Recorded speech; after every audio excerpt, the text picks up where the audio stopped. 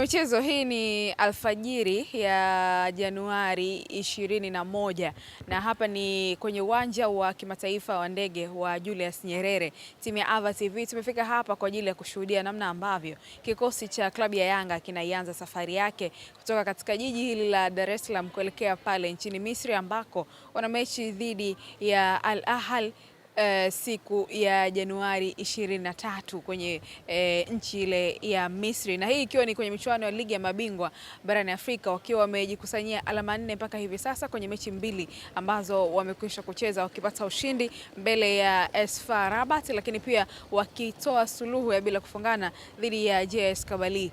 Mechi iliyopo mbele ni dhidi ya Al Ahly na tayari klabu ya Young Africans itawasili hapa tayari kwa kuanza safari kuelekea pale Misri. Sasa ni kwa namna gani ambavyo wataianza safari kutoka hapa Tanzania kuelekea pale Misri, twende tukashuhudie nyota wa namna gani ambao watasafiri, lakini pia benchi la ufundi pamoja na viongozi wengine kutoka hapa kwenda pale Misri. Mimi naitwa Latifa Arafi, nyuma ya kamera ni Ulvin Trent. Hii ni Ava TV, tufuatilie kwenye mitandao yetu ya kijamii. Ni sio mzungumzaji sana, twende tukashuhudie namna ambavyo Yanga inaondoka Tanzania kuelekea Misri kwenye kupeperusha bendera kwenye michuano ile ya ligi ya mabingwa barani Afrika.